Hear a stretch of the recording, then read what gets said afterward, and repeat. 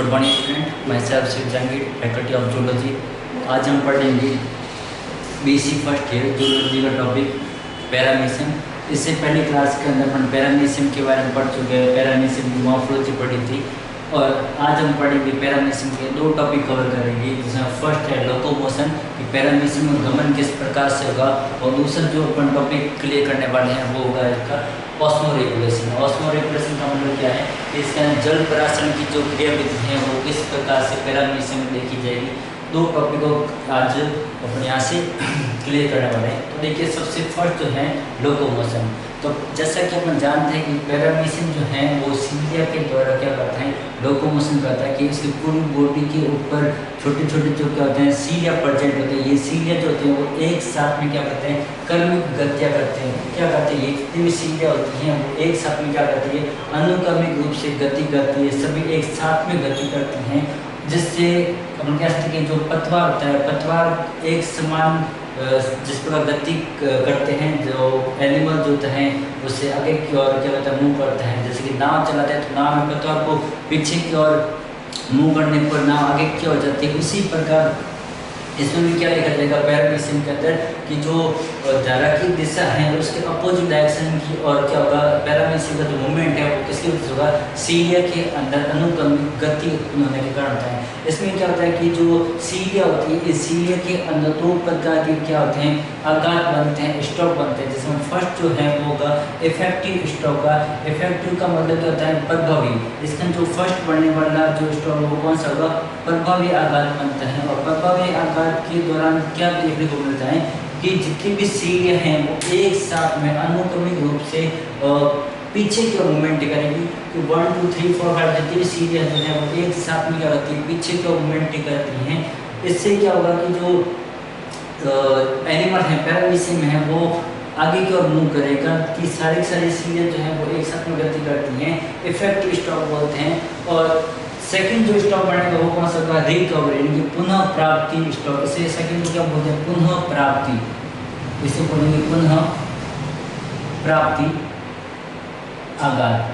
तो ये जो सेकंड प्रकार का जो यहाँ पे आघात बनेगा पुनः प्राप्ति या रिकवरी स्टॉक, उसमें क्या होगा कि जितनी भी सीलिया जो अगर इससे पीछे की ओर मूवमेंट करती है वो पुनः अपनी सामान्य अवस्था में आगे की ओर बढ़ती हैं।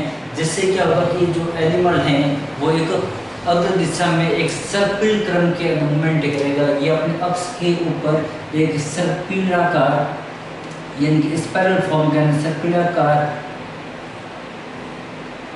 मूवमेंट या लोकोमोशन इसके अंदर जो देखा जाता है पैरामीशियम के अंदर, वो किसकी वजह से, सीलिया के अंदर ये दो प्रकार के जो इफेक्टिव और रिकवरी स्टॉक बनते हैं उन्हीं की वजह से लोकोमोशन देखा जाता है। जितनी भी सीलिया होती है वो एक लोलक के समान गति करती है। जिस पर घड़ी का जो लोलक होता है वो पेंडुलम होता है, वो इस प्रकार से उसके अंदर मूवमेंट देखा जाता है, यानी कि एक बार इस साइड के अंदर और दूसरा वापस में साम्य अवस्था कर देता है। उसी प्रकार जो सीलिया होती है वो एक बार इफेक्टिव स्टॉक करती है और दूसरी बार वापस उसका रिकवरी स्टॉक भी देखा जाता है, जिसकी वजह से जो होता है पैरामीशियम वो आगे की ओर मूव कर पाता है। सेकेंड अपन देखेंगे कि किस प्रकार जो पैरामीशियम है उसके अंदर ऑस्मो रेगुलेशन की प्रक्रिया होती है। ऑस्मो रेगुलेशन का मतलब है कि उसका जल परासरण नियमन, यानी कि क्योंकि प्रोटोजोन्स होते हैं तो पानी के अंदर पाए जाते हैं, तो पानी जो होता है इसके अंदर प्रवेश करता रहता है, जिससे क्या होता है कि ये मर भी सकते हैं। तो एक्स्ट्रा वाटर जितना भी होगा उनको शरीर से बाहर निकालने के लिए ऑस्मो रेगुलेशन की प्रक्रिया की जाती है पैरामीशियम के अंदर। क्या होता है ऑस्मो रेगुलेशन देखेंगे कि सपोज ये अगर पैरामीशियम की सेल है अगर, तो पैरामीशियम की सेल के बाहर यानी कि जो जल की सांद्रता है वो कम है इन कंपेयर टू उसका जो साइटोप्लाज्म होगा उसके कंपेयर टू क्या होगा, इसकी सांद्रता क्या होगी, थोड़ी सी कम होगी। जिसकी वजह से क्या देखने को मिलेगा कि एक अंतःपरासरण की क्रिया द्वारा जो वाटर है वो शरीर के अंदर प्रवेश करेगा। इस पैरामीशियम के अंदर जो वाटर है वो इसके अंदर क्या होगा, उसका प्रवेश होगा। और जैसे ही उसके अंदर जो प्रवेश होगा तो जो जल अंदर जा रहे हैं वो सारा जल किसके द्वारा यहाँ से एब्जॉर्ब किया जाता है, वो किया जाता है संकुचित रेक्तिका के द्वारा, जो परिधि की ओर पाई जाती है संकुचित रेक्तिका होती है। ये एक अग्र दिशा के अंदर और एक पश्चिम दिशा के अंदर पाई जाती है। तो जो एक्टिव रूप से सबसे ज़्यादा जो सक्रिय होती है वो पश्चिम भाग में पाई जाने वाली जो संकुचित रेक्तिका होती है वो ज़्यादा एक्टिव होती है, क्योंकि यहाँ पर जो ओरल ग्रोथ होती है वहाँ से इसके अंदर जो जितना भी फूड मटेरियल पर जो वाटर या जो अननेसेसरी पार्टिकल्स आने वाले हैं तो इसको ज़्यादा एक्टिव रहने की आवश्यकता होती है in compare to anterior part of contractile vacuoles. तो ये जो जितना भी एक्स्ट्रा वाटर आ रहा है उनको बॉडी से बाहर निकालने के लिए संकुचन रेक्तिका जो होती है वो क्या करती है, सिस्टोल करती है और डायस्टोल करती है, जिसकी वजह से एक्स्ट्रा वाटर को शरीर से बाहर छोड़ दिया जाता है। तो अब इसमें ये जो प्रक्रिया है वो किस प्रकार काम करेगी, देखेंगे यहाँ से कि जिस प्रकार की जो ये कॉन्ट्रेक्टाइल वैक्यूल्स हैं उसके अंदर एक रेडियल कैनाल और दूसरा ऐसे सेंटर के अंदर वैक्यूल्स प्रेजेंट होती है।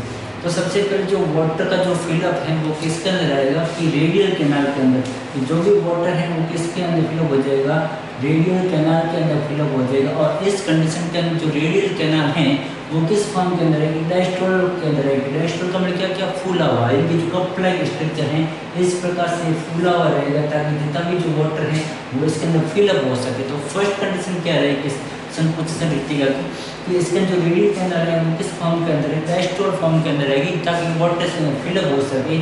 और वैक्यूल जो है वो किस फॉर्म के अंदर है, सिस्टोल फॉर्म के अंदर है, एक तरह से क्या है पिच की रहेगी।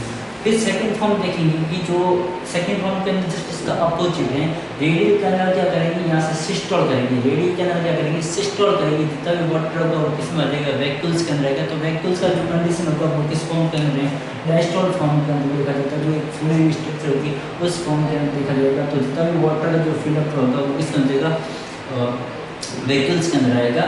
फिर थर्ड नंबर की जो कंडीशन थी वो बनती है इस जगह पर।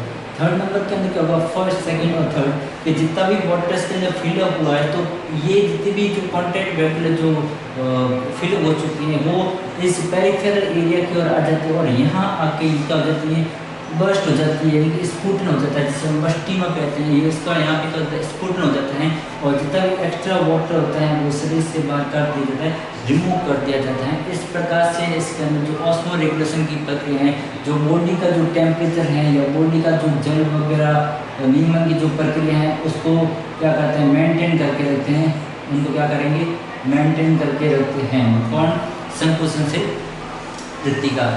तो उसके अंदर ये पूरा प्रोसेस किया जाता है सिस्टोल के द्वारा और डायस्टोल के द्वारा। तो ये सारा प्रोसेस है, एक तो ऑस्मो रेगुलेशन का प्रोसेस, एक लोकोमोशन का प्रोसेस पैरामीशियम के अंदर। तो दो चीज़ें आज अपन कवर की पैरामीशियम के अंदर, एक तो ऑस्मो रेगुलेशन और सेकेंड लोकोमोशन।